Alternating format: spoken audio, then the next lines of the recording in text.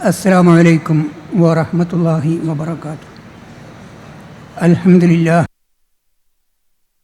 لهذا وما كنا لنهتدي لولا أن هدانا الله والصلاة والسلام على محمد رسول الله خاتم النبيين وعلى آله وصحبه أجمعين. أما بعد. വേദിയിലുള്ള ഞാൻ ഏറെ ആദരിക്കുന്ന പണ്ഡിതകാരനവർ കരുവള്ളി മുഹമ്മദ് മൗലവി, എൻ്റെ ചിരകാല സുഹൃത്ത് കുഞ്ഞു മുഹമ്മദ് മദനി പറപ്പൂർ, അബ്ദുൽ ജബ്ബാർ മൗലവി, ഇവിടെയുള്ള ബഹുമാന്യരായ അതിഥികൾ, ഇവരെയൊക്കെ ഞാൻ ആദരിക്കുകയും അവരുടെയൊക്കെ സാന്നിധ്യത്തെ വിലമതിക്കുകയും ചെയ്യുന്നു. ഇവിടെ ഒരു കാര്യം ഞാൻ പ്രത്യേകം ഊന്നി പറയാൻ ഉദ്ദേശിക്കുകയാണ്. ഇസ്ലാഹി പ്രസ്ഥാന രംഗത്ത് കുറേ കാലം എഴുതുകയും പ്രസംഗിക്കുകയും ഒക്കെ ചെയ്ത ഒരു വ്യക്തിയാണ്. ഇപ്പോഴും രംഗം വിട്ടിട്ടില്ല. പക്ഷേ ഇസ്ലാഹി പ്രസ്ഥാന രംഗത്തുള്ള ആരെയും ആക്ഷേപിക്കാൻ എനിക്ക് താല്പര്യമില്ല. ഇവിടെ 2-3 സംഘടനകളിൽ ഒരുപാട് നേതാക്കന്മാരും ഒരുപാട് പ്രവർത്തകന്മാരുമുണ്ട്. അവരെയൊക്കെയും ഞാൻ സഹോദരന്മാരായിട്ടാണ് കാണുന്നത്. ആരുടെയും പേര് ഞാൻ എടുത്തു പറയുന്നില്ല, ഒരു സംഘടനയും ഞാൻ പ്രത്യേകം പേരെടുത്ത് പറയുന്നില്ല. തൗഹീദ് എന്ന ആശയത്തിലേക്ക് ജനങ്ങളെ ക്ഷണിക്കുക, വമൻ അഹ്സനു ഖൗലൻ മിമ്മൻ ദആ ഇലല്ലാഹ്, അള്ളാഹുവിലേക്ക് വിളിക്കുന്നവൻ്റെ വാക്കിനേക്കാൾ നല്ല വാക്ക് പറയുന്നവൻ ആരുണ്ട് എന്ന് ഖുർആനിൽ പറഞ്ഞ അള്ളാഹുവിലേക്ക് വിളിക്കുക, അള്ളാഹുവിൻ്റെ മാർഗത്തിലേക്ക് ജനങ്ങളെ ക്ഷണിക്കുക എന്ന ദൗത്യം നിർവഹിക്കുന്നവരാണ് ഇവിടെയുള്ള എല്ലാ ഇസ്ലാഹി നേതാക്കന്മാരും പണ്ഡിതന്മാരും പ്രവർത്തകന്മാരും എന്ന് ഞാൻ കരുതുന്നു. ഇതിനർത്ഥം എല്ലാവരുടെയും എല്ലാ വീക്ഷണങ്ങളോടും 100% യോജിക്കുന്നു എന്നല്ല. അത് മിക്കവാറും അസാധ്യമായ കാര്യമാണ്. പടച്ചവൻ നമ്മയെല്ലാം വളരെ വ്യത്യസ്തമായ ഘടനയോടുകൂടിയാണ് സൃഷ്ടിച്ചിട്ടുള്ളത്. നമ്മുടെ ശരീരവും മനസ്സും നമ്മുടെ സാഹചര്യങ്ങളും ഒക്കെ വളരെ വളരെ വൈവിധ്യമുള്ളതാണ്. ഈ വൈവിധ്യം തന്നെയും അള്ളാഹു ഉദ്ദേശിച്ചതാണ്. ഈ ലോകത്ത് നിലനിൽക്കുന്ന വൈവിധ്യം, മനസ്സുകളുടെയും ശരീരങ്ങളുടെയും ചിന്തകളുടെയും അഭിരുചികളുടെയും താല്പര്യങ്ങളുടെയും എല്ലാം വൈവിധ്യം, ഈ വൈവിധ്യം പടച്ചതമ്പുരാൻ്റെ മഹത്തായ ദൃഷ്ടാന്തങ്ങളുടെ കൂട്ടത്തിൽപ്പെട്ടതാണ്. അപ്പോൾ ആ വൈവിധ്യത്തിൻ്റെ പ്രകടനത്തോട് എന്തെങ്കിലും തരത്തിലുള്ള അനിഷ്ടം പ്രകടിപ്പിക്കുന്നതിന് പകരം ആ വൈവിധ്യവുമായി യോജിച്ചു പോകുവാൻ, അതിലെന്തെങ്കിലുമൊക്കെ വ്യത്യാസങ്ങളും ഉണ്ടാകും, വീക്ഷണങ്ങളിൽ വ്യത്യാസങ്ങളുണ്ടാകാം, സമീപനങ്ങളിൽ വ്യത്യാസങ്ങളുണ്ടാകാം. ഒരുപക്ഷെ ഒരു ആയത്തിൻ്റെയോ ഒരു ഹദീസിൻ്റെയോ ആശയം മനസ്സിലാക്കുന്നിടത്തും വിശദീകരിക്കുന്നിടത്തും വ്യത്യാസമുണ്ടാകാം. അതൊക്കെ ഉണ്ടെങ്കിലും ഖുർആനിൻ്റെയും ഹദീസിൻ്റെയും അടിസ്ഥാനത്തിൽ ജീവിക്കാൻ ആഗ്രഹിക്കും, ആ രൂപത്തിൽ ദഅവത്ത് നടത്തുകയും ചെയ്യുന്ന എല്ലാ ആളുകളെയും ഞാൻ സഹോദരന്മാരായി വീക്ഷിക്കുന്നു. ആ നിലപാടിൽ വ്യത്യാസമില്ല. അത് നിങ്ങൾക്കും സ്വീകാര്യമാകും എന്ന് ഞാൻ പ്രതീക്ഷിക്കുന്നു എന്ന് ആമുഖമായി പറയട്ടെ. ഇവിടെ എൻ്റെ മുമ്പിലുള്ള വിഷയം ഇത് മാനവിക പ്രതിസന്ധിക്ക് ഖുർആനിക പരിഹാരം എന്നുള്ളതാണ്. മാനവിക പ്രതിസന്ധി എന്ന ഒരു വിശേഷണം തന്നെ ആവശ്യമുണ്ടോ എന്ന് സംശയമാണ്. കാരണം ഈ പ്രതിസന്ധി എന്ന് പറയുന്നത് മനുഷ്യന്മാർ മാത്രം ഉണ്ടാക്കിയതും അനുഭവിക്കുന്നതുമാണ്. ഈ ഭൂമുഖത്തുള്ള ദശലക്ഷക്കണക്കിന് ജന്തുക്കൾ ആരും ഈ ഭൂമിയിൽ ഒരു പ്രതിസന്ധി ഉണ്ടാക്കിയിട്ടില്ല. ലക്ഷക്കണക്കിന് ജന്തുക്കൾ പല പരിസ്ഥിതികളിൽ നമ്മുടെ വനങ്ങളിലും അതുപോലെ നദീതടങ്ങളിലും സമുദ്രങ്ങളിലും ഒക്കെ ജീവിക്കുന്നുണ്ട്. അവിടെ എവിടെയും ഒരു പ്രതിസന്ധിയുമില്ല. പ്രതിസന്ധി എന്ന് പറയുന്നത് മനുഷ്യന്മാർ ജീവിക്കുന്ന പ്രദേശങ്ങളിൽ മാത്രമാണ്. രാഷ്ട്രങ്ങളിൽ, സമൂഹങ്ങളിൽ, അതുപോലെ കുടുംബങ്ങളിൽ, അങ്ങനെ മനുഷ്യൻ്റെ വ്യവഹാരത്തിൻ്റെ വൈവിധ്യമാർന്ന രംഗങ്ങൾ ഏതൊക്കെയാണോ അവിടെയൊക്കെയാണ് ഈ പ്രതിസന്ധി എന്ന് പറയുന്ന കാര്യം നിലനിൽക്കുന്നത്. ഈ പ്രതിസന്ധിക്കുള്ള ഏറ്റവും പ്രധാനപ്പെട്ട കാരണം എന്താണ്? ആ കാരണം മനുഷ്യൻ സ്വയം മനസ്സിലാക്കുന്നതിൽ പരാജയപ്പെടുന്നു എന്നതും മനുഷ്യൻ തനിക്ക് ചുറ്റുമുള്ള പ്രപഞ്ചത്തെ മനസ്സിലാക്കുന്നതിൽ പരാജയപ്പെടുന്നു എന്നതും തന്നെ സൃഷ്ടിച്ച് പരിപാലിച്ചു കൊണ്ടിരിക്കുന്ന അങ്ങേയറ്റത്തെ കാരുണ്യവും സ്നേഹവുമുള്ള രക്ഷിതാവിനെ മനസ്സിലാക്കുന്നതിൽ പരാജയപ്പെടുന്നു എന്നതുമാണ്. സ്വന്തത്തെ യഥോചിതം വിലയിരുത്തുന്നതിൽ, തനിക്ക് ചുറ്റുമുള്ള പ്രപഞ്ചത്തെ യഥോചിതം വിലയിരുത്തുന്നതിൽ, തന്നെ സൃഷ്ടിച്ച് പരിപാലിക്കുന്ന പ്രപഞ്ചനാഥനെ യഥോചിതം വിലയിരുത്തുന്നതിൽ മനുഷ്യൻ പരാജയപ്പെടുന്നു എന്നിടത്തു നിന്നാണ് യഥാർത്ഥത്തിൽ പ്രതിസന്ധികളെല്ലാം ഉത്ഭവിക്കുന്നത്. എല്ലാ പ്രതിസന്ധികൾക്കുമുള്ള ആത്യന്തികമായ പരിഹാരം ഈ കണ്ടെത്തലാണ്. മനുഷ്യൻ മനുഷ്യനെ കണ്ടെത്തണം, മനുഷ്യൻ പ്രപഞ്ചത്തെ കണ്ടെത്തണം, മനുഷ്യൻ സൃഷ്ടാവിനെ കണ്ടെത്തണം.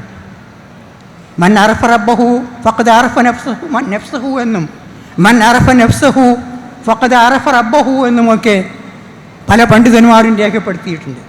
ഒരാൾ തന്നെ മനസ്സിലാക്കിയാൽ തൻ്റെ അസ്തിത്വത്തിൻ്റെ വിവിധ മാനങ്ങൾ, മനുഷ്യജീവിതത്തിലെ കോടാനുകോടി കോശങ്ങൾ, അതിസൂക്ഷ്മമായ അവയവങ്ങൾ, മനുഷ്യ മനസ്സിൻ്റെ അത്ഭുതാവഹമായ അവസ്ഥാവിശേഷങ്ങൾ, ഇതൊക്കെ സൂക്ഷ്മമായി വിലയിരുത്തിയാൽ റബ്ബിനെ കണ്ടെത്താൻ ഒരു പ്രയാസവുമില്ല. വിശുദ്ധ ഖുർആനിൽ മനുഷ്യന് അല്ലാഹു ചെയ്തു കൊടുത്ത അപാരമായ അനുഗ്രഹങ്ങളെ സംബന്ധിച്ച് പറഞ്ഞിട്ടുണ്ട്. നിങ്ങൾക്കൊക്കെ അറിയാവുന്നതാണ്. ഞാൻ അത് വിശദീകരിക്കാൻ ഏറെ സമയം വിനിയോഗിക്കേണ്ട ആവശ്യമില്ല. മനുഷ്യപുത്രന്മാരെ നാം ആദരിച്ചിരിക്കുന്നു പറഞ്ഞു. പടച്ച തമ്പുരാൻ സൃഷ്ടികളായ മനുഷ്യരെ ആദരിച്ചിരിക്കുന്നു. ലഖദ് കറംനാ ബനി ആദമ, ആദം സന്തതികളെ നാം ആദരിച്ചിരിക്കുന്നു. പിന്നെ പറയുന്നത് കരയിലും കടലിലും അവർക്ക് വാഹനം ഒരുക്കിയിരിക്കുന്നു എന്നാണ്. വഹമൽനാഹും ഫിൽ ബർരി വൽ ബഹർ. അതുപോലെ മനുഷ്യർക്ക് സൗന്ദര്യത്തിന് വേണ്ടിയും തണുപ്പിൽ നിന്നും ചൂടിൽ നിന്നും രക്ഷപ്പെടാൻ വേണ്ടിയുമൊക്കെയുള്ള വസ്ത്രങ്ങൾ അല്ലാഹു നൽകിയതിനെ സംബന്ധിച്ച് പറയുന്നുണ്ട്. മനുഷ്യനല്ലാത്ത ഒരു ജന്തുവും വസ്ത്രം ധരിച്ചിട്ടില്ല, വസ്ത്രം നിർമ്മിച്ചിട്ടില്ല. മനുഷ്യൻ്റെ മാത്രം പ്രത്യേകതയാണ്. മനുഷ്യന് മാത്രം പടച്ച തമ്പുരാൻ അക്ഷരവിദ്യ നൽകിയത് ഖുർആനിൽ പറഞ്ഞിട്ടുണ്ട്. വിശുദ്ധ ഖുർആനിൽ ഏറ്റവും ആദ്യമായി അവതരിച്ച സൂറത്തുൽ അലഖിൽ ഇഖ്റ വറബ്ബുക്കൽ അക്രമുല്ലദീ അല്ലമ ബിൽ ഖലം അല്ലമൽ ഇൻസാന മാ ലം യഅലം. വായിക്കുക, നിന്റെ രക്ഷിതാവ് ഏറ്റവും വലിയ ഔദാര്യവാനാകുന്നു. അല്ലദീ അല്ലമ ബിൽ ഖലം, അവൻ പേന ഉപയോഗിച്ച് അറിവ് രേഖപ്പെടുത്താൻ പഠിപ്പിച്ചു. അല്ലമൽ ഇൻസാന അല്ലമ ബിൽ ഖലം അല്ലമൽ ഇൻസാന മാ ലം യഅലം. പേന മുഖേന പഠിപ്പിച്ചു, മനുഷ്യനെ അറിയാൻ കഴിയാത്ത അറിവുകൾ നൽകി. മനുഷ്യനല്ലാത്ത ഒരു ജന്തുവും ഈ കാലം വരെ എഴുതിയിട്ടില്ല. എഴുതുക എന്ന പണി മനുഷ്യൻ മാത്രമേ ചെയ്തിട്ടുള്ളൂ. അതുപോലെ ഖലഖൽ ഇൻസാന അല്ലമഹുൽ ബയാൻ, അള്ളാഹു മനുഷ്യനെ സൃഷ്ടിച്ചു, മനുഷ്യന് ബയാൻ പഠിപ്പിച്ചു. മനസ്സിലുള്ള ആശയം സ്വതന്ത്രമായി വിശദീകരിക്കാനുള്ള കഴിവിനാണ് ബയാൻ എന്ന് പറയുന്നത്. വാഗ് വൈഭവമെന്നോ വാഗ്മിത്വമെന്നോ പ്രസംഗിക്കാനുള്ള കഴിവ് എന്നൊക്കെ നമുക്ക് വേണമെങ്കിൽ പറയാം. ഇത് മനുഷ്യന് നൽകി. ഈ ഭൂമുഖത്ത് മനുഷ്യനല്ലാത്ത ഒരു ജന്തുവും ഇക്കാലം വരെ പ്രസംഗിച്ചിട്ടില്ല. ഇതൊക്കെ മനുഷ്യൻ്റെ ഏറ്റവും വലിയ മൗലികതയാണ്. ഈ മൗലികതയൊക്കെ ഇവിടുത്തെ ഭൗതികവാദത്തിൻ്റെ കാഴ്ചപ്പാടിൽ അമീബ മുതൽ കോടാനുകോടി കൊല്ലങ്ങളിലായി പരിണാമത്തിൻ്റെ പടവുകളിലൂടെ ഉരുണ്ട് പിരണ്ട് മുന്നോട്ട് വന്ന ജന്തുജാലങ്ങളിൽ താരതമ്യേന ഉയർന്ന ഘടനയുള്ള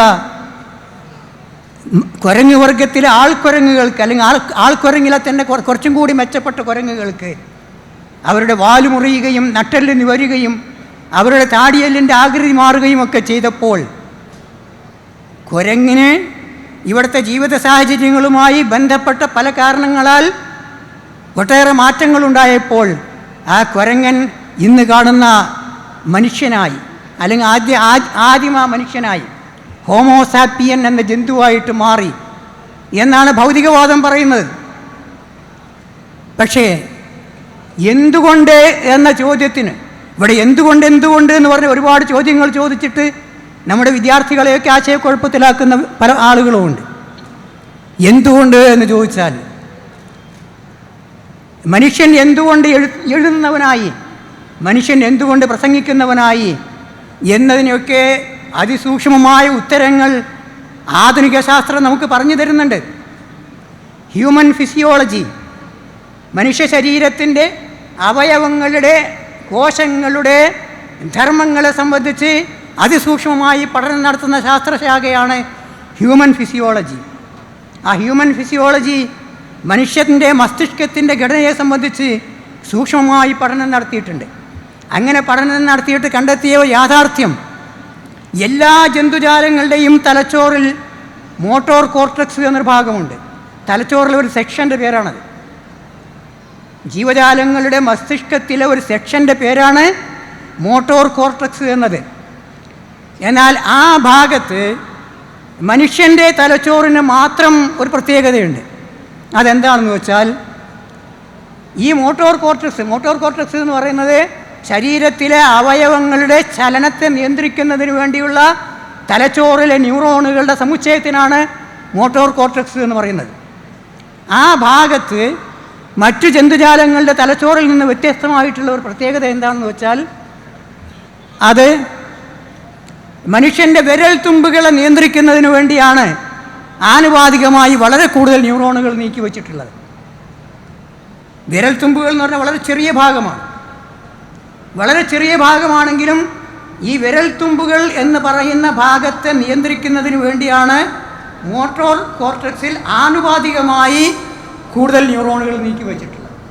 അത് കഴിഞ്ഞാൽ ആനുപാതിക ഘടനയിൽ നിന്ന് വ്യത്യസ്തമായിട്ട് കൂടുതൽ ന്യൂറോണുകൾ മാറ്റിവെച്ചിട്ടുള്ളത് മനുഷ്യൻ്റെ ചുണ്ടും നാവും അടങ്ങുന്ന ഭാഗത്തെ നിയന്ത്രിക്കുന്നതിന് വേണ്ടിയാണ്. വിരൽത്തുമ്പുമായി ബന്ധപ്പെട്ടതാണ് അക്ഷരങ്ങളുടെ, ലിപിയുടെ, യുഗങ്ങളിലൂടെയുള്ള വൈജ്ഞാനികമായ അഭിവൃദ്ധിയുടെ, വൈജ്ഞാനിക വികാസത്തിൻ്റെ പ്രക്രിയകളൊക്കെ നടന്നത്. ആയിരക്കണക്കിന് ഭാഷകളിലെ ലക്ഷക്കണക്കിന് ലിപികൾ, അത് പല പല രൂപത്തിൽ. കാലിഗ്രാഫി എന്ന് പറഞ്ഞാൽ നിങ്ങൾക്കറിയാം, അതിസുന്ദരമായി ഓരോ ഭാഷയിലെയും അക്ഷരങ്ങൾ ആവിഷ്കരിക്കുന്നതാണ് കാലിഗ്രാഫി. ഈ കാലിഗ്രാഫി എന്ന് പറയുന്ന വിരൽത്തുമ്പുകളിൽ നിന്ന് വാർന്നു വീഴണമെന്നുണ്ടെങ്കിൽ അതിൻ്റെ പിന്നെ അത്ഭുതകരമായ സംവിധാനം അതിൻ്റെ പിന്നിലുണ്ടാകും. അപ്പോൾ വിരൽത്തുമ്പുകളിലൂടെ അത്ഭുതകരമായ ലിപി രൂപങ്ങളെ, അത്ഭുതകരമായ ചിത്രങ്ങളെ, അത്ഭുതകരമായ തന്ത്രി വിന്യാസങ്ങൾ, ഇങ്ങനെ പലതും വിരൽത്തുമ്പുകളിലൂടെ നടക്കേണ്ടതുണ്ട്. ഈ വിരൽത്തുമ്പുകളെ നിയന്ത്രിക്കുന്നതിന് വേണ്ടി മനുഷ്യൻ്റെ മോട്ടോർ കോർട്ടക്സിൽ ആനുപാതികമായി വളരെയേറെ ന്യൂറോണുകൾ മാറ്റിവെച്ചിരിക്കുന്നു എന്നാണ് ഹ്യൂമൻ ഫിസിയോളജി നമ്മോട് പറയുന്നത്. അതേമാതിരി തന്നെയാണ് സവിശേഷമായി മോട്ടോർ കോർട്ടക്സിൽ ആനുപാതികമായി കൂടുതൽ ന്യൂറോണുകൾ നീക്കിവെച്ചിട്ടുള്ളതാണ് മനുഷ്യൻ്റെ ചുണ്ടും നാവും അടങ്ങുന്ന ഭാഗം. ആയിരക്കണക്കിന് ഭാഷകളിലെ വൈവിധ്യമാർന്ന ശബ്ദങ്ങൾ പലതരത്തിൽ പല വ്യത്യാസങ്ങളോടെ, ആരോഹണ അവരോഹണങ്ങളോടെ, അതുപോലെ പലതരത്തിലുള്ള ശബ്ദവ്യത്യാസങ്ങളോടുകൂടെ അതൊക്കെ ആവിഷ്കരിക്കാനുള്ള കഴിവ്, അത് ചുണ്ടും നാവും അടങ്ങിയ ഭാഗവുമായി ബന്ധപ്പെട്ടതാണ്. അപ്പോൾ പടച്ചതമ്പുരാൻ മനുഷ്യൻ്റെ മസ്തിഷ്കം തന്നെ സംവിധാനിച്ചിട്ടുള്ളത് മനുഷ്യൻ എഴുത്തുകാരനും പ്രാസംഗികനുമാകാൻ വേണ്ടിയാണ്. അത് എവിടെയെങ്കിലും വാല് മുറിഞ്ഞപ്പോൾ ഉണ്ടായതല്ല, നട്ടിൽ നിവർന്നപ്പോൾ ഉണ്ടായതല്ല എന്ന് ആധുനിക ശാസ്ത്രം നമ്മോട് പറയുന്നു. ഇത് തന്നെയാണ് വസ്ത്രത്തിൻ്റെയും വാഹനത്തിൻ്റെയും ഒക്കെ കാര്യം. മനുഷ്യനെല്ലാ ജന്തുവും വസ്ത്രം ഉപയോഗിച്ചിട്ടില്ല, വാഹനം ഉപയോഗിച്ചിട്ടില്ല. ഇതൊക്കെ മനുഷ്യനെ പടച്ചവൻ ആദരിച്ചതിൻ്റെ, ഈ ഭൂമിയിൽ ഖലീഫയാകാൻ, ഈ ഭൂമിയിൽ അമാനത്തേറ്റെടുക്കാൻ. ഖുർആനിലെ 2 പ്രത്യേക പദങ്ങളാണ്. ഒന്ന് ഖലീഫ എന്ന പദം. ഈ ഭൂമിയിലൊരു സ്ഥാനപതി, അത് വലിയ ദൗത്യമാണ്. ഈ ഭൂമിയിലെ ജന്തുജാലങ്ങളുടെ കൂട്ടത്തിൽ ഒരു ജന്തുവും ഏറ്റെടുക്കാത്ത ദൗത്യമാണ് ഈ ഭൂമിയിലെ സ്ഥാനപതി എന്ന ദൗത്യം. ആ ദൗത്യം ഏറ്റെടുക്കുന്ന ആരും അവിശ്വസ്തത കാണിക്കാൻ സാധ്യതയുണ്ട് എന്ന് മലക്കുകൾ തന്നെ നേരത്തെ മനസ്സിലാക്കിയിരുന്നു. അതജഅലു ഫീഹാ മൻ യുഫ്സിദു ഫീഹാ വയസ്ഫിക്കു ദിമാ. ഈ ഭൂമിയിൽ നാശമുണ്ടാക്കുകയും രക്തം ചിന്തുകയും ചെയ്യുന്ന ആളുകളെയാണോ ഇവിടെ നിശ്ചയിക്കാൻ പോകുന്നത് എന്ന് മലക്കുകൾ പടച്ചവനോട് ചോദിച്ചു എന്ന് പറയും. പടച്ചവൻ നൽകുന്ന മറുപടി, നിങ്ങൾക്കറിയാത്ത പല കാര്യങ്ങളും എനിക്കറിയാമെന്ന്. കുഴപ്പമുണ്ടാക്കാനുള്ള സാധ്യത, രക്തം ചിന്താനുള്ള സാധ്യത, അതൊക്കെ മനുഷ്യൻ്റെ കൂടെയുള്ളതാണ്. എന്നാൽ ഈ ഭൂമിയെ അത്ഭുതകരമായ വികസനത്തിൻ്റെ കൊടുമുടിയിലേക്ക് എത്തിക്കുന്നതിൽ മനുഷ്യൻ്റെ പഠനങ്ങൾ, ശാസ്ത്രം, സാങ്കേതിക വിദ്യ അതൊക്കെ വഹിച്ച പങ്കിന് തുല്യമായ ഒരു പങ്ക് ഈ ഭൂമിയിലെ മറ്റൊരു ജന്തുവും വഹിച്ചിട്ടില്ല എന്ന കാര്യം നമുക്കറിയാം. അതാണ് അമാനത്തുമായി ബന്ധപ്പെട്ട പ്രശ്നം. സൂറത്തുൽ അഹ്സാബിൽ അല്ലാഹു അതിനെപ്പറ്റി പറഞ്ഞിട്ടുണ്ട്. ഇന്നാ അറളനൽ അമാനത്താല സമാവാതി വൽ അർളി ഫബൈന അൻ യഹ്മിൽനഹാ വഅഷ്ഫഖ്ന മിൻഹാ വഹമലഹൽ ഇൻസാനു ഇന്നഹു കാന ളലൂമൻ ജഹൂല. ഞാനത് വിശദീകരിക്കുന്നില്ല. അമാനത്ത് മനുഷ്യരോട്, ജീവജാലങ്ങളോട്, സസ്യജാലങ്ങളോട്, ഈ പ്രപഞ്ചത്തിലുള്ള സൃഷ്ടിപ്രതിഭാസങ്ങളോട് വിശ്വസ്തയോടെ വർത്തിക്കുക എന്ന ബാധ്യത, ആ ബാധ്യത ഇവിടെയുള്ള ചരാചരങ്ങളുടെ മുമ്പിൽ അള്ളാഹു അവതരിപ്പിച്ചു. പക്ഷെ അവർക്കൊന്നും അത് ഏറ്റെടുക്കാനുള്ള കഴിവുണ്ടായിരുന്നില്ല. മനുഷ്യന് മാത്രമേ കഴിവുണ്ടായിരുന്നുള്ളൂ. മനുഷ്യനത് ഏറ്റെടുത്തു. പക്ഷേ അത് ഏറ്റെടുക്കുന്നതിൽ പൂർണ്ണ വിശ്വസ്തത പാലിക്കാൻ, പൂർണ്ണമായി ബാധ്യത നിർവഹിക്കാൻ മനുഷ്യർ തയ്യാറായിട്ടില്ല. ഇന്നഹു കാന ളലൂമൻ ജഹൂല. തീർച്ചയായും മനുഷ്യൻ ഏറ്റവും വലിയ അക്രമിയും ഏറ്റവും വലിയ അവിവേകിയുമാകുന്നു. ഏറ്റവും വലിയ അക്രമികളും ഏറ്റവും വലിയ അവിവേകികളുമായിട്ട് മനുഷ്യർ മാറിയിരിക്കണം. നിങ്ങൾക്കറിയാമല്ലോ, IS ലോകത്ത് നടന്ന ഒരു സംഭവം ഞാൻ കൂടുതൽ വിശദീകരിക്കുന്നില്ല. ഒരു ജിഹാദി, IS ഒരു ജിഹാദി, അല്ലെങ്കിൽ IS ഒരു മുജാഹിദ് എന്ന വാക്ക് പറയുമ്പോൾ എനിക്ക് വളരെ വൈമനസ്യമുണ്ട്. IS വേണ്ടി അവർ തെറ്റിദ്ധരിച്ചിട്ടുള്ള തീർത്തും അക്രമപരവും അധാർമികവുമായ ജിഹാദ് നടത്തിക്കൊണ്ടിരിക്കുന്ന ഒരു ചെറുപ്പക്കാരൻ തൻ്റെ മാതാവിൻ്റെ കഴുത്തറുത്ത് കൊന്നു. എന്തുകൊണ്ട്? ഈ IS നാട്ടിൽ നമ്മൾ നിൽക്കേണ്ട, വേറെ എവിടെക്കെങ്കിലും പോവുക എന്ന് മാതാവ് മകനോട് പറഞ്ഞു എന്നുള്ള ഒറ്റ കുറ്റമല്ലാതെ വേറൊരു കുറ്റവും ചെയ്തിട്ടില്ല. എന്നാൽ ഖുർആനിൽ പറയുന്നത് അള്ളാഹു അല്ലാത്തവരെ ആരാധിക്കാൻ മാതാപിതാക്കന്മാരെ നിർബന്ധിച്ചാൽ ആ കാര്യം അനുസരിക്കാൻ പാടില്ല. എന്നാൽ സാഹിബുഹുമാ ഫി ദുനിയാ മഅറൂഫ, ഈ ദുനിയാവിലെ ജീവിത കാര്യങ്ങളിലൊക്കെ ഏത് കാര്യത്തിലും ശിർക്ക് ചെയ്യാൻ നിർബന്ധിക്കുന്ന മാതാപിതാക്കളാണെങ്കിൽ പോലും ആ ശിർക്ക് ചെയ്യാൻ വേണ്ടിയുള്ള ആവശ്യം, ആ ഡിമാൻഡ് തള്ളിക്കളയണം. പക്ഷേ സാഹിബുഹുമാ ഫി ദുനിയാ മഅറൂഫ, ഈ ലോകത്ത് ഏറ്റവും നല്ല രൂപത്തിൽ അവരോട് സഹവർത്തിക്കണം. അപ്പോൾ മാതാപിതാക്കന്മാരുടെ ആദർശം എന്താണെങ്കിലും നിലപാട് എന്താണെങ്കിലും നമുക്ക് അംഗീകരിക്കാൻ പറ്റാത്ത നിലപാടാണെങ്കിൽ പോലും അംഗീകരിക്കാൻ പറ്റാത്തത് മാറ്റി നിർത്തുകയും മാതാപിതാക്കൾ എന്ന നിലയ്ക്ക് ഈ ലോകത്ത് അവരോട് ഏറ്റവും നല്ല സഹവാസം പുലർത്തുകയും ചെയ്യണം എന്ന് വിശുദ്ധ ഖുർആനിൽ സൂറത്തുൽ ലുഖ്മാനിൽ അല്ലാഹു പഠിപ്പിക്കുന്നു. ഇതാണല്ലോ ഇസ്ലാമിൻ്റെ പേരിൽ ജിഹാദ് നടത്തുന്ന ആളുകളുടെ മനസ്സിലുണ്ടാകേണ്ടത്. അവർ നയിക്കുന്ന നേതാക്കന്മാരുടെ മനസ്സിൽ അബൂബക്കർ ബഗ്ദാദിയെ പോലെയുള്ള ആളുകളുടെ ജിഹാദിനെ പറ്റിയുള്ള വീക്ഷണം എങ്ങനെയാണല്ലോ ഉണ്ടാവേണ്ടത്. പക്ഷേ നമ്മൾ വേറെ ഏതെങ്കിലും നാട്ടിൽ പോകാൻ ഒരു മാതാവ് പറഞ്ഞപ്പോഴേക്ക് ആ മാതാവിൻ്റെ കഴുത്തറുത്ത് കൊല്ലാൻ തയ്യാറായി എന്നല്ല. അപ്പോൾ ജിഹാദിൻ്റെ അമാനത്ത്, ജിഹാദിലുള്ള വിശ്വസ്തത, അത് എത്രമാത്രം ധാർഷ്ട്യത്തോടെ, എത്രമാത്രം മനുഷ്യത്വ വിരുദ്ധമായി അത് ലംഘിച്ചു എന്നതാണ് IS നാട്ടിൽ നിന്ന് നമുക്ക് കിട്ടുന്ന റിപ്പോർട്ട്. ഞാനത് കൂടുതൽ വിശദീകരിക്കുന്നില്ല. ഞാൻ എൻ്റെ വിഷയത്തിലേക്ക് മുന്നോട്ട് പോവുകയാണ്. അപ്പോൾ ഈ അമാനത്ത്, ഈ ഭൂമിയിൽ അള്ളാഹു സൃഷ്ടിച്ച സൃഷ്ടികളോടും അള്ളാഹുവോടും നമുക്കുള്ള അമാനത്ത്, അത് അന്യൂനമായി നിർവഹിക്കുക എന്നതാണ് പ്രതിസന്ധികൾ തരണം ചെയ്യുവാനുള്ള ഏറ്റവും പ്രധാനപ്പെട്ട മാർഗം. ആ മാർഗത്തിൽ ഖുർആൻ ഊന്നി പറയുന്ന ഒരുപാട് കാര്യങ്ങളുണ്ട്. ഒന്ന്, അള്ളാഹുവിൻ്റെ ഏകത്വം കഴിഞ്ഞാൽ പിന്നെ ഖുർആൻ ഊന്നി പറയുന്ന കാര്യം മനുഷ്യരുടെ സമത്വമാണ്. എല്ലാ മനുഷ്യരെയും സഹോദരന്മാരായി കാണണം എന്നതാണ് ഇസ്ലാം പഠിപ്പിക്കുന്ന ആശയം. അത് അമാനത്തിൻ്റെയും കൂടി ഭാഗമാണ്. ഒരു കാരണവശാലും ഞാൻ മറ്റവനേക്കാൾ ഉയർന്നവനാണ് എന്ന് കരുതാൻ പാടില്ല. അങ്ങനെ കരുതിയാൽ പരലോകത്ത് നമ്മുടെ സ്ഥാനം നരകത്തിലായിരിക്കും. തിൽക ദാറുൽ ആഖിറത്തു നജഅലുഹാ ലില്ലദീന ലാ യുരീദൂന ഉലുവൻ ഫിൽ അർളി വലാ ഫസാദ, സൂറത്തുൽ ഖസസിൽ അല്ലാഹു പറഞ്ഞതാണ്.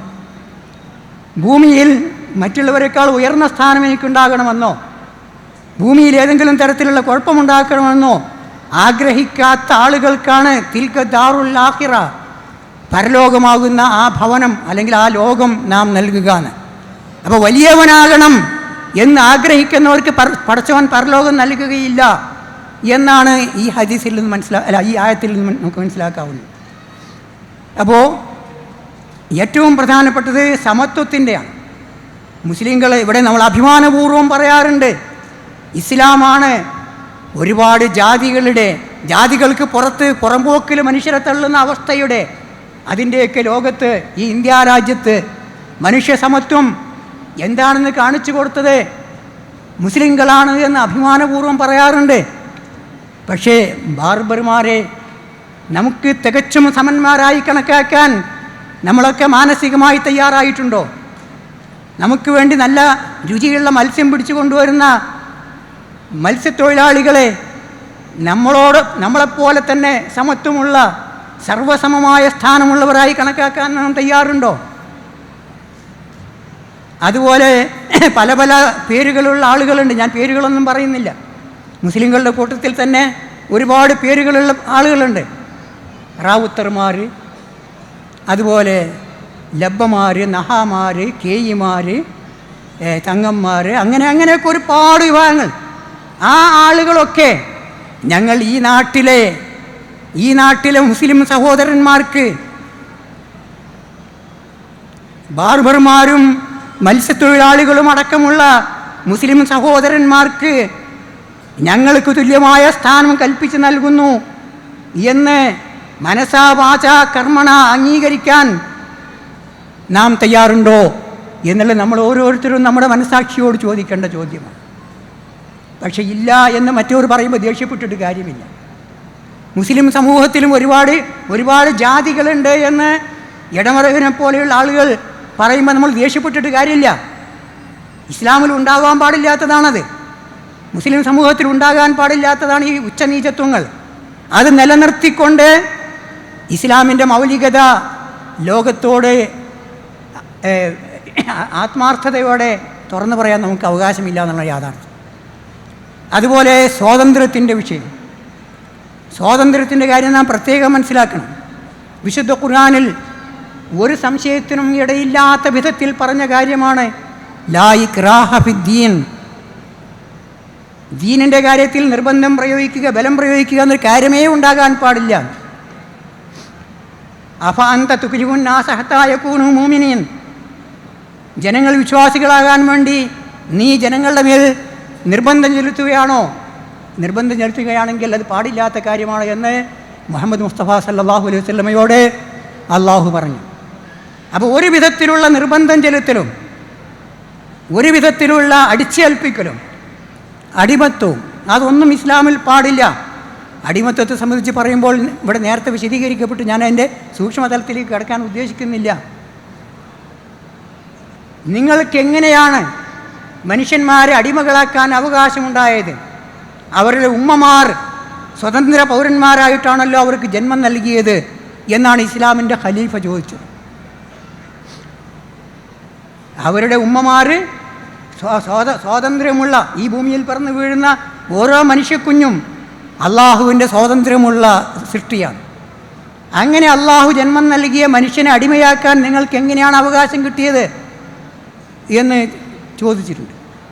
അപ്പോൾ അതുകൊണ്ട് സ്വാതന്ത്ര്യത്തിന് വിരുദ്ധമായ വിശ്വസിക്കാനും അവിശ്വസിക്കാനും ഒന്നിലേറെ ദൈവങ്ങൾ ആരാധിക്കാനും ദൈവത്തെ തന്നെ തള്ളിപ്പറയാനും അതിനൊക്കെയുള്ള സ്വാതന്ത്ര്യം ഖുർആൻ നമുക്ക് അനുഭവിച്ച് തരുന്നുണ്ട്. സ്വാതന്ത്ര്യം അനുഭവിച്ച് തരുന്നുണ്ട് എന്ന് പറഞ്ഞാൽ ആ മാർഗത്തിൽ കൂടിയൊക്കെ പോയാൽ സ്വർഗത്തിലെത്തുമെന്നുള്ളതല്ല. ഈ ഭൂമിയിൽ അള്ളാഹുവെ ധിക്കരിക്കാനും അള്ളാഹുവെ തള്ളിപ്പറയാനും ഒക്കെയുള്ള സ്വാതന്ത്ര്യം നൽകിയിട്ടുണ്ട്. ഫമൻ ഷാ ഫൽ യൂമിൻ വമൻ ഷാ ഫൽ യക്ഫർ.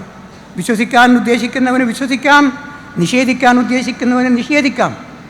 അപ്പോൾ ഈ തരത്തിലുള്ള സ്വാതന്ത്ര്യം, അതുപോലെ ഖുർആൻ അംഗീകരിക്കുന്ന ഒരുപാട് മനുഷ്യാവകാശങ്ങളുണ്ട്.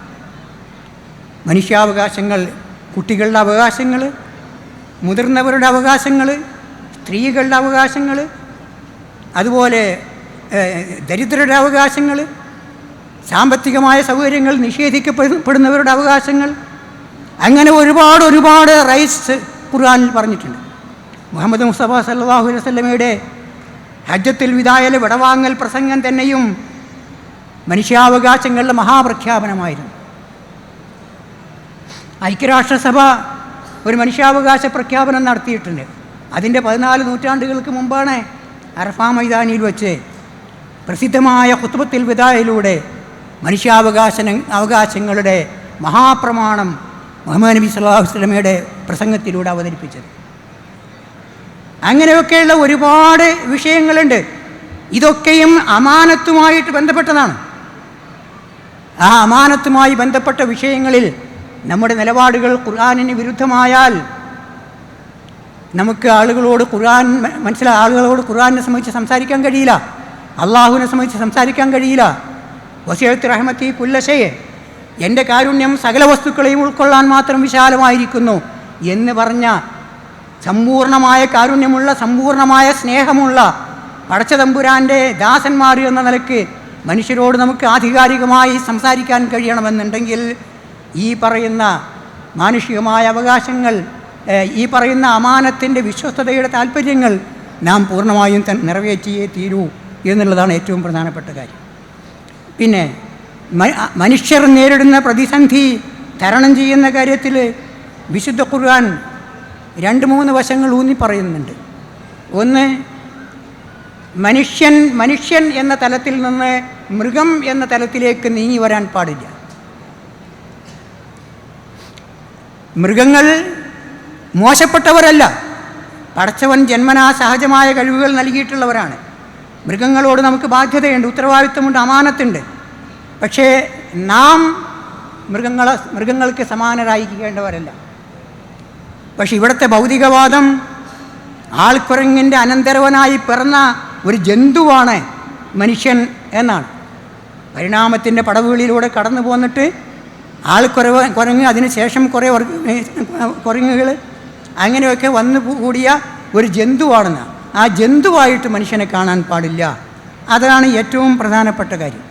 ലോകത്താകെ ഇന്ന് നടന്നുകൊണ്ടിരിക്കുന്നത് അപമാനവീകരണം എന്ന കാര്യമാണ്.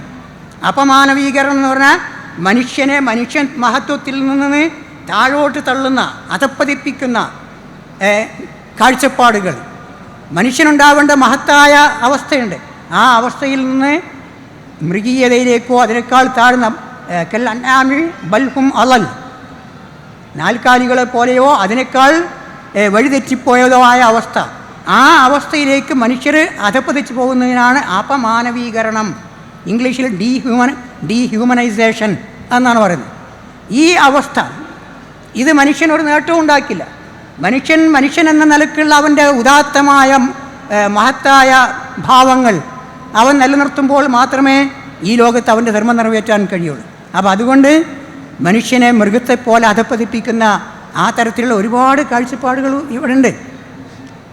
ഇപ്പോൾ നിങ്ങൾ നോക്കൂ, വിവാഹം എന്ന ഏർപ്പാട് പിന്തിരിപ്പനാണ് എന്നാണ് ഈ ലോകത്ത് കിഴക്കും പടിഞ്ഞാറുമുള്ള സെക്കുലറുകൾ എന്ന് അവകാശപ്പെടുന്ന ഒരുപാട് ആളുകൾ ഇപ്പോൾ ഉറക്കെ പറഞ്ഞുകൊണ്ടിരിക്കുന്നത്.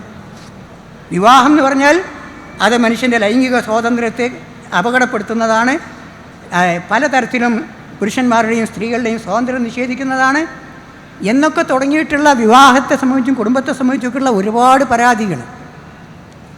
ഒരു മലയാളത്തിലെ ഒരു ഗ്രന്ഥകാരൻ മുസ്ലിം സ്ത്രീകളുടെ കേരളത്തിലെ മുസ്ലിം സ്ത്രീകളുടെ വർത്തമാനകാലത്തെ സംബന്ധിച്ച് എഴുതിയപ്പോൾ അദ്ദേഹം എഴുതിയ ഒരു പ്രധാന ആക്ഷേപം കേരളത്തിലെ മുസ്ലിങ്ങൾ ഒരു വിവാഹാധിഷ്ഠിത സമൂഹമായി അധപ്പതിച്ചിരിക്കുന്നു. അതായത് വിവാഹാധിഷ്ഠിത സമൂഹമായി അധപ്പതിച്ചിരിക്കുന്നു എന്നാൽ പെൺകുട്ടികളെ ഡിഗ്രി, PG, ഡോക്ടറേറ്റ് തലങ്ങളിലേക്കൊക്കെ ഉയരാൻ പെൺകുട്ടികൾക്കുള്ള അവകാശം നിഷേധിച്ചുകൊണ്ട് 17-18 വയസ്സാകുമ്പോൾ അവരെ കെട്ടിച്ചുവിടുകയും അങ്ങനെ പെൺകുട്ടികളെ കല്യാണം കഴിച്ച് അടുക്കളപ്പുഴുക്കളാക്കി മാറ്റുകയും ചെയ്യുക എന്നതാണ് ഏറ്റവും വേണ്ടപ്പെട്ട കാര്യം എന്ന് ധരിക്കുന്ന ഒരു വിവാഹാധിഷ്ഠിത സമൂഹമായി മാറിയിരിക്കുന്നുവെന്ന്. അതേ അവസരത്തിൽ അമേരിക്കയുടെ പ്രത്യേകത എന്താണ്? അമേരിക്ക ഇന്ന് ഫാദർലെസ് സൊസൈറ്റിയാണ്. ഏകദേശം 60% അമേരിക്കൻ ജനതയുടെ 60%ത്തിന് തൻ്റെ പിതാവ് ആരാണെന്ന് അറിയില്ല. അത് ചോദിക്കാനും പറയാനും പാടില്ല എന്നാണ്. കുട്ടികളൊക്കെ വളരേണ്ടത് സിംഗിൾ പാരൻറ്റിങ് എന്ന് പറയുന്ന ഏർപ്പാടിൽ കൂടിയാണെന്നാണ്. എന്ന് പറഞ്ഞാൽ അമ്മ മാത്രം മക്കളെ വളർത്തിയാൽ മതി, അച്ഛൻ ആരാണെന്ന് പറയേണ്ട, അച്ഛനോടുള്ള ബാധ്യതകൾ അറിയേണ്ട, അങ്ങനെ ഫാദർലെസ് സൊസൈറ്റി, അച്ഛനില്ലാത്ത സൊസൈറ്റി ആയിട്ട് മാറിക്കൊണ്ടിരിക്കുകയാണ്. മറ്റൊരു തരത്തിൽ പറഞ്ഞാൽ വ്യഭിചാരാധിഷ്ഠിത സമൂഹം. അപ്പോൾ മുസ്ലിം സമൂഹം വിവാഹാധിഷ്ഠിത സമൂഹം എന്ന അവസ്ഥ മാറിയിട്ട് വ്യഭിചാരാധിഷ്ഠിത സമൂഹമായാൽ ഈ സെക്കുലറിസ്റ്റുകൾക്കൊക്കെ സന്തോഷമായിരിക്കും, ആക്ഷേപം ഉണ്ടാവില്ല. മുസ്ലിം സമൂഹം അവർ പറയുന്ന ലൈംഗിക ന്യൂനപക്ഷത്തിൻ്റെ വഴിയിലേക്ക് നീങ്ങിയാൽ സ്വർഗരതി, സ്വർഗവിവാഹം, അതൊക്കെയാണ് സെക്കുലറിസത്തിൻ്റെ ഉദാത്തമായ ഭാവം എന്ന നിലപാട് സ്വീകരിച്ചുകൊണ്ട് മുസ്ലിം സമൂഹം ആ വഴിക്ക് പോവുകയാണെന്നുണ്ടെങ്കിൽ സ്വർഗരതിയുടെ, സ്വർഗാനുരാഗത്തിൻ്റെ, സ്വർഗവിവാഹത്തിൻ്റെ വഴിയിലേക്ക് പോവുകയാണെങ്കിൽ ഈ പറയുന്ന ആളുകൾക്കൊന്നും ഒരു ആക്ഷേപം ഉണ്ടാവില്ല. അതൊന്നും പാടില്ല എന്ന് പറഞ്ഞാൽ മനുഷ്യത്വ വിരുദ്ധമാണ്, മനുഷ്യാവകാശ വിരുദ്ധമാണ് എന്നൊക്കെയാണ് ഇവിടെയുള്ള പല ആളുകളും പറയുക. ഇപ്പോൾ സുപ്രീം കോടതിയുടെ മുമ്പിൽ വീണ്ടും വീണ്ടും ഹർജികൾ വന്നുകൊണ്ടിരിക്കുകയാണ്. ഈ സ്വർഗവിവാഹത്തിനും സ്വർഗ അനുരാഗത്തിനും ഒക്കെ അനുവാദം വേണം, നിയമപരമായ അനുവാദം വേണം. അത് ധർമ്മത്തിൻ്റെ ഒരു ഭാഗമായിട്ട് തന്നെ അംഗീകരിക്കണം, മനുഷ്യധർമ്മത്തിൻ്റെ ഒരു ഭാഗമായിട്ട് അത് അംഗീകരിക്കണം. അപ്പോൾ ഈ രൂപത്തിലാണ് ലോകം നീങ്ങിക്കൊണ്ടിരിക്കുന്നത്. അപ്പോൾ ഈ കാലഘട്ടത്തിലൊക്കെ എന്താണ് കുടുംബത്തിൻ്റെ മഹത്വം, എന്താണ് വിവാഹത്തിൻ്റെ ആവശ്യം, ഇത്തരത്തിലൊക്കെയുള്ള കാര്യങ്ങളെ സംബന്ധിച്ച് വളരെ ആധികാരികമായിട്ട് ആധുനിക ശാസ്ത്രത്തിൻ്റെ, ആധുനിക സാമൂഹ്യ ശാസ്ത്രത്തിൻ്റെ, ആധുനിക ജീവശാസ്ത്രത്തിൻ്റെയൊക്കെ വെളിച്ചത്തിൽ ഈ ലോകത്തെ മാനവരാശിയെ മനസ്സിലാക്കി കൊടുക്കാൻ നമുക്ക് ബാധ്യതയുണ്ട്. ഞാനത് കൂടുതൽ വിശദീകരിക്കുന്നില്ല. അപ്പോൾ ഈ ധർമ്മം, സദാചാരം, ഇപ്പോൾ ആരെങ്കിലും സദാചാരത്തെപ്പറ്റി പറഞ്ഞാൽ അതൊരു ഗുണ്ടായിസമാണെന്നാണ് കേരളത്തിലുള്ള പൊതു നിലപാട്. സദാചാര വിരുദ്ധമായ നീക്കങ്ങൾ ഉണ്ടാവരുത് എന്ന് ആരെങ്കിലും പറഞ്ഞാൽ അയാളുടെ ആ നിലപാട് സദാചാര ഗുണ്ടായിസമാണ് എന്നതാണ് ഇവിടെയുള്ള സെക്കുലറിസ്റ്റുകൾ എന്ന് പറയുന്ന ചില ആളുകളൊക്കെ ഉയർത്തിക്കൊണ്ടിരിക്കുന്ന അവരുടെ കാഴ്ചപ്പാടതാണ്. ഇതൊക്കെ തന്നെയും അമാനത്തിന് വിരുദ്ധമായ, വിശ്വസ്തതയ്ക്ക് വിരുദ്ധമായ കാര്യങ്ങളാണ്. ഞാൻ എൻ്റെ സംസാരം കൂടുതൽ നീട്ടുന്നില്ല. ഇസ്ലാം രണ്ട് കാര്യങ്ങൾ വളരെയേറെ ഊന്നി പറയുന്നു. ഒന്ന്, മാനവിക പ്രതിസന്ധിയെ തരണം ചെയ്യുവാൻ മനുഷ്യർ തന്നെ പ്രതിജ്ഞാബദ്ധരായി മുന്നോട്ട് വരേണ്ടതുണ്ട്. ആരുടെയും ബലപ്രയോഗമോ നിർബന്ധമോ ഇല്ലാതെ തന്നെ മനുഷ്യർ തയ്യാറാവേണ്ടതുണ്ട്. സൂറത്തുൽ ബലദിലെ ഫലഖ്തഹമൽ അഖബ എന്ന് തുടങ്ങുന്ന ആയത്തുകൾ നിങ്ങൾക്ക് പരിശോധിക്കാവുന്നതാണ്. ഫലഖ്തഹമൽ അഖബ എന്ന് പറഞ്ഞാൽ ആ മലമ്പാത അവൻ താണ്ടിക്കടന്നില്ല, അല്ലെങ്കിൽ ആ പ്രതിസന്ധി തരണം ചെയ്യുന്നതിൽ അവൻ വിജയിച്ചില്ല എന്നാണ്. ഫലഖ്തഹമൽ അഖബ, ആ അഖബ താണ്ടിക്കിടക്കണമെന്നുണ്ടെങ്കിൽ എന്തു ചെയ്യണം? ഒന്ന്, തഹരീറു റഖബ, മനുഷ്യൻ്റെ പെരടിയിൽ അടിച്ചേൽപ്പിച്ചിട്ടുള്ള അന്യായമായ പാരതന്ത്ര്യത്തിൻ്റെ ചങ്ങലകൾ അത് അഴിച്ചു മാറ്റാൻ തയ്യാറാകണം.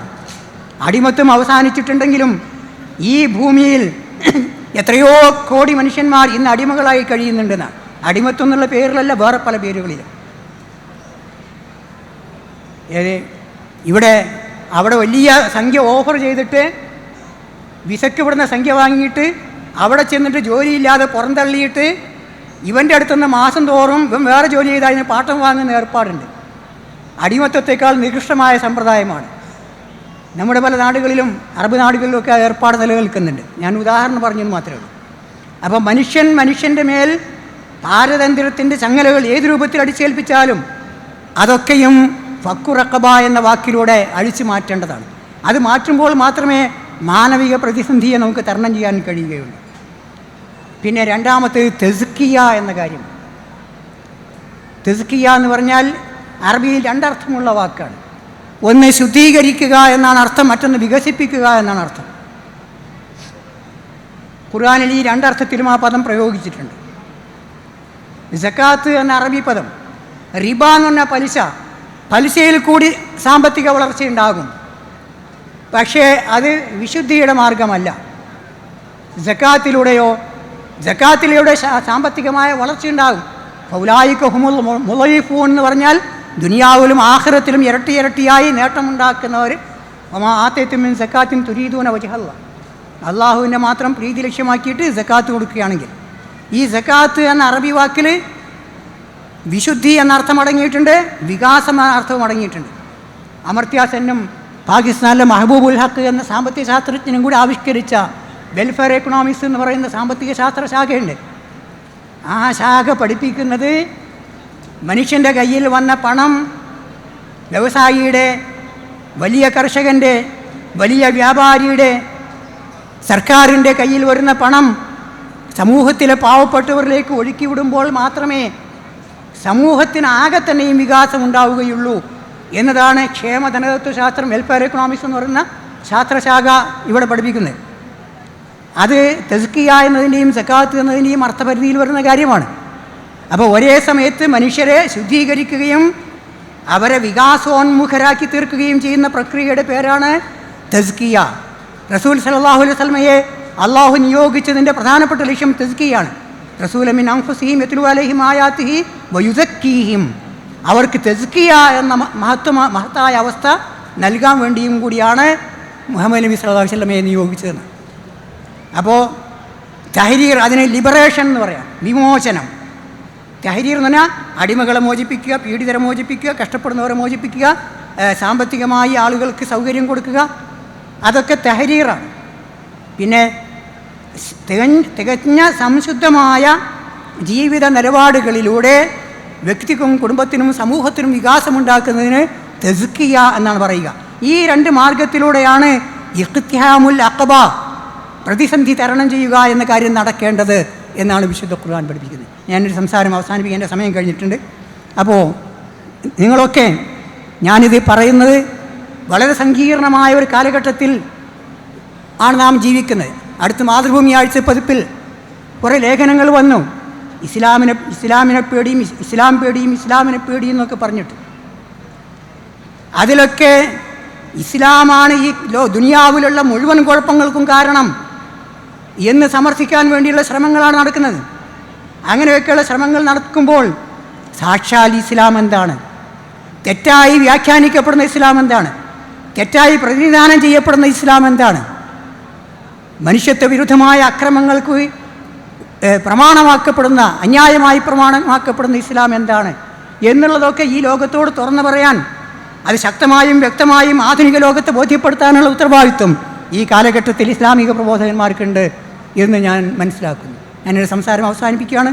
അള്ളാഹു നമുക്കെല്ലാം മാനവരാശിയുടെ മുമ്പിലുള്ള അതുല്യമായ ഗ്രന്ഥം, മറ്റെല്ലാ ഗ്രന്ഥങ്ങളിൽ നിന്നും വ്യത്യസ്തമായ ഗ്രന്ഥം, മനുഷ്യരെ എല്ലാ നന്മയിലേക്കും നയിക്കാൻ പ്രാപ്തമായ ഗ്രന്ഥം, മനുഷ്യരെ എല്ലാ തിന്മയിൽ നിന്നും പിന്തിരിപ്പിക്കാൻ പ്രാപ്തമായ ഗ്രന്ഥം, ആ ഗ്രന്ഥത്തെ യഥോചിതം മനസ്സിലാക്കാനും മനസ്സിലാക്കി കൊടുക്കാനുമുള്ള നമ്മുടെ കഴിവ്, നമ്മുടെ അറിവ്, അത് നാം കഴിവിൻ്റെ പരമാവധി ആത്മാർത്ഥമായി വിനിയോഗിക്കണമെന്ന് സഹോദര ബുദ്ധിയ അഭ്യർത്ഥിച്ചുകൊണ്ട് ഞാൻ എൻ്റെ വാക്കുകൾ അവസാനിപ്പിക്കുകയാണ്.